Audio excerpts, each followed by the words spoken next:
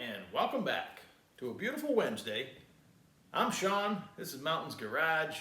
It's October 2024.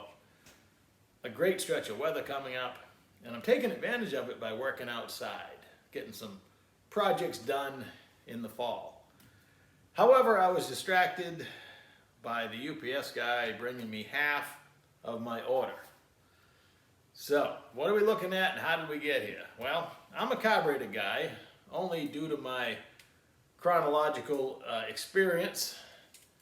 Back in my day, you had carburetors and you had mechanical fuel injection. That was it. And you could run on gasoline or alcohol. I actually owned and tried a beautiful Crower 8-stack injector. Had gold stacks on it with a black body, and I tried it on gasoline and it was fine. It was actually kind of fun, but my engine expired underneath it somewhat, well, the camshaft did. So long story short, I didn't get very far with it. All the other racing I did, I had carburetors, typically 2 Holleys. It was always my choice, street cars included. I love the Holley carburetor and always will. I was lucky enough to work at a Chrysler dealership in 1986 at the dawn of fuel injection. For pretty much your big 3 American manufacturers anyway, between 86 and say the end of the 80s, things are transitioning from carburetors to electronic fuel injection. The majority of it being a throttle body style injector, so a self-contained rig with injectors in it, sitting atop a very familiar looking intake manifold. That quickly segued into sequential fuel injection, where you have 8, 6, or 4, depending on what you have for an engine, 4-cylinder, 6-cylinder, 8-cylinder, etc. An injector for each cylinder, and much more tunable, powerful, has its advantages, only a few disadvantages if you could view it that way, but that is the majority of what you see today. It was very unfamiliar, but then again, so were car phones, bag phones, and then the cell phones we all enjoy now. So, you got to roll with the changes, and I've come to embrace and enjoy, especially converting older vehicles with a modern fuel-injected engine, the LS swap, if you will. It really makes an old car fun to drive. Not that driving with carburetors isn't fun, but it's kind of like you have to keep a carbureted vehicle around and a vehicle with a clutch pedal so you can teach future generations, but day to day it's not so bad just being able to hit the key and it runs flawless. You have an onboard computer keeping track of your air-fuel ratio all the time. Cold or hot, every condition, it tries, its target is to make it perfect, or whatever you set as perfect, because if you have the ability to change all the parameters yourself, you can do that. So, looking at the world through carburetor eyes, the first big change is the fuel system itself. Gone is 5 to 7 pounds of fuel pressure, typically from the tank to the carburetor in a one-way trip. With fuel injection, you need higher pressure and volume, and you send it back to the tank on a return line. The return line is a very important part of the puzzle, and you typically either run 43 or 4 or 59 pounds of fuel pressure, which is a lot. Now you need sturdier lines that can handle high pressure, and more filtration because your injectors themselves have microscopic holes in them, so typically you filter it twice before it gets to the injector. But that's not real hard. We can handle that. The wiring, if you convert an original equipment harness, like in an LS swap from like a Silverado truck, that was the deal originally, because the aftermarket harnesses were a lot of money. Buying a swap harness would significantly set you back. Nowadays, There's a lot of them out there. So you're talking sub $100 for a harness that should work.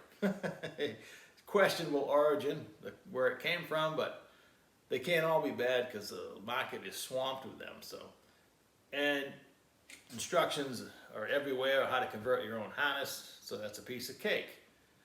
Then you need a PCM, powertrain control module. In our case, we're only running an ECU, engine control module, unit, ECU.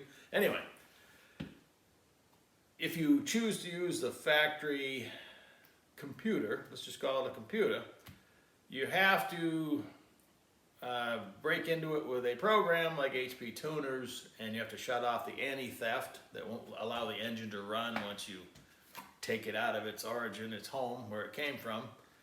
That's pretty easy. You pay to unlock the VIN. You have to pay a premium, $100 or whatever, to unlock the VIN number.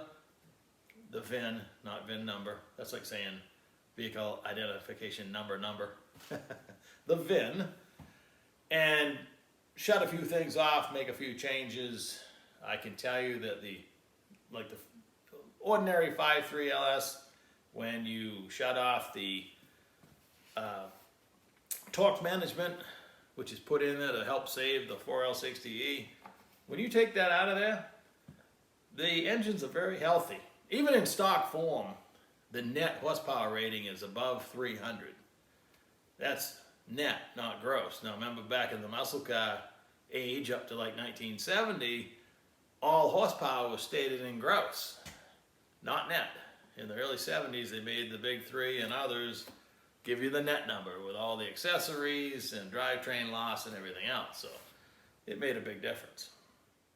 Nowadays, you can buy many of the carburetor conversion EFI setups. Most of those are throttle body type, and it's varying success. The downfall seems to come from the self-contained units where the computer is mounted on or in the throttle body, and they're available not only from Holley in their sniper line. You name the brand, there's probably at least a dozen of them out there right now. And you know, mentioning the Holley Sniper 1, because now there's a Sniper 2. The Sniper 1 has a lot of installer problems or installed problems. I don't know if it's a flaw in the whole unit, probably. The wiring, routing, either way, they suffer from radio interference, something. They're troublesome. So much so that Holley's come out with the Sniper 2 and kind of abandoned the Sniper 1 guys. So those conversions are, you know, probably for a street vehicle, and are only going to get you so far performance-wise, but when they're in and working, they're still okay. The in-between stuff, and this is what I'm looking at here, these are Holley Terminator Stealth throttle bodies. These are 4500. They bolt in place of the Holley Dominator. What I actually bought, and I'll explain why I bought them, because I wasn't shopping for them. I bought the Holley parts, the service replacement parts for a tunnel ram kit. These are the primary throttle bodies. They have the throttle position sensor and the idle air control motor in them. And yes, I bought 2 black and 2 silver. The secondary throttle body is not here yet. The secondary throttle body only has the injectors in it. What's neat about these is they're self-contained. They fit on a carbureted type manifold. That's pretty cool, because the ultimate step currently that we're dealing with is you have a manifold and you either modify a carbureted manifold or buy a specific, 8 injector rail, 8 injector hold manifold. You have a fuel injector rail, you have 8 individual injectors, or 16. This will has a capability for 16. You can run 2 types of fuel if you're doing drag and drive and whatnot. that is the current pinnacle of performance. This is a carbureted style manifold, which works fine in the situation. Sometimes the throttle body's on the front, on the back, on the side. A lot of engines like the LS are modular. You can turn the whole intake manifold around if you want to. You can work the throttles with your hand if it's in the cab with you. But you know what I'm saying? The 8 injector setup is still what you're going to go to if you're going for maximum performance and horsepower. But back to these are rated in a pair for 1500 horsepower.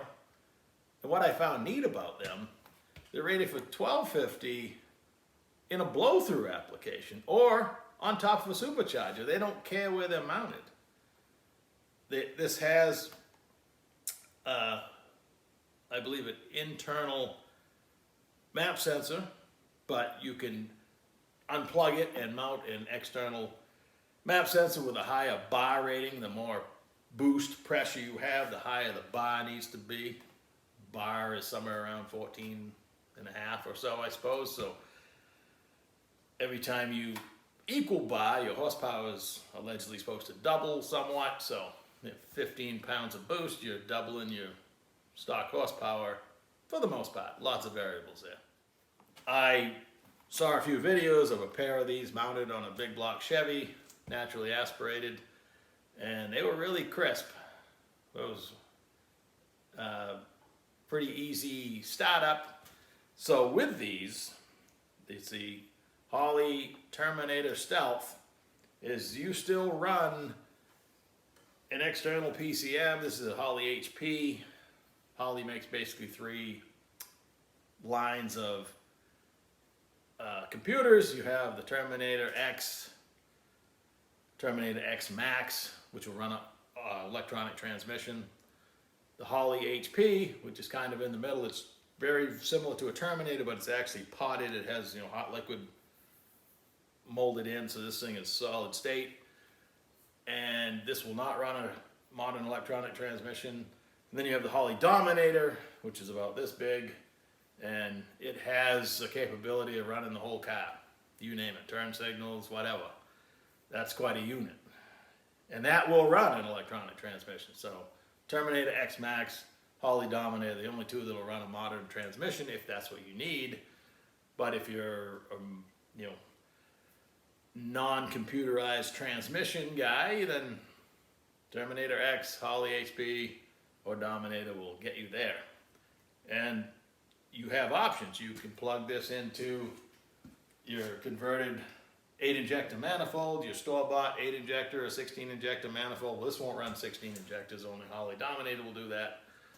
I believe we could do a whole video, and this whole video is out there on the differences just in the Holley line, but the differences are, well, sometimes great, other times there's workarounds. Like the Terminator X and the HP only have 4 inputs and outputs. So if you're not want to control or read a lot of extra sensors, that's not a problem. They actually make I have one, a add-on box. I think you get 8 additional ins and outs.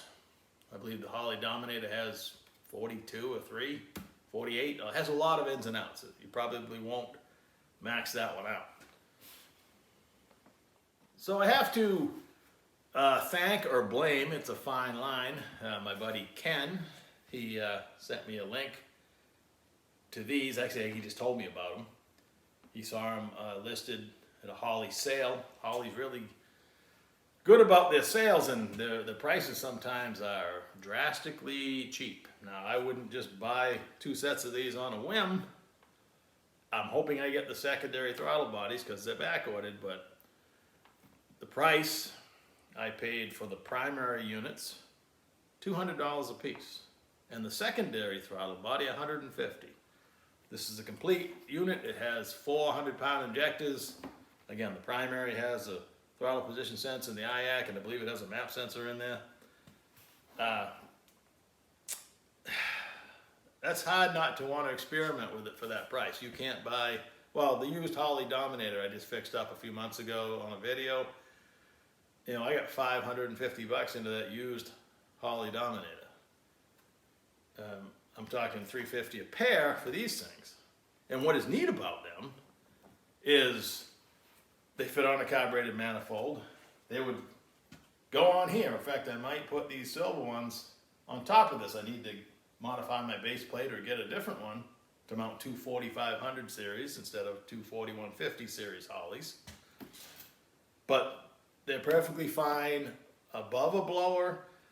You could put one of these on, or two would be kind of awkward, but one with a carb head on it, you could blow through it. They make an 8 injector version single, so you don't have to run two of them. I don't know if this could be modified for that. I haven't hardly even researched them. I saw the price and I bought them. If nothing else, I could put them on a tunnel ram on the shelf and they'd make an excellent, you know, man cave decoration. But originally, these are $1,600 and change a piece. That's the retail price. The dual quad 4500 series Holley Terminator Stealth kit still available is $3,600. You get two of these, primary and secondary. You get the wiring harness and you get a Terminator computer. So this is, I bought this. I had a Terminator X I just sold because a buddy needed it. I bought this to at least run this temporarily till I can afford a Holley Dominator ECU, which is, you know, $2,500 or more. So that's the way it is there. That's my ultimate goal, is to have a Holley Dominator for the Race 55 and all the capability that comes with it. I've mentioned the goal with the Race 55, Street Race 55, is to have the ability to put different engines in it easily. And if I already have a Holley Dominator ECU running my twin turbo LS, I can have, for instance, a big block Chevy with a pair of these just naturally aspirated just for cruising. Could have nitrous too, because Holley will control that as well. Literally, with some wiring changes, you can unbolt one, put in the other, and the same ECU is going to run them all. Small block Chevy as well. I have a 427. The piston manufacturer says it's a 428, but that doesn't roll off the tongue. Makes me think of Ford or Pontiac. So let's go with a 427 small block. 15-degree heads, has a Dominator, single Dominator manifold. This would probably run that too. Have to do the math on, this has 4 100-pound injectors in it. I believe they rate the whole system with 2 of them at 1,500 horsepower, 1,250 boosted. So if one of these will make 750 horsepower with 400 pounds of fuel, that small block makes, I think it made 770 on the dyno. So it's a possibility. Again, would I run it like that? I'm not sure. We'll see. But again, it just opened up some possibilities for relatively cheap money.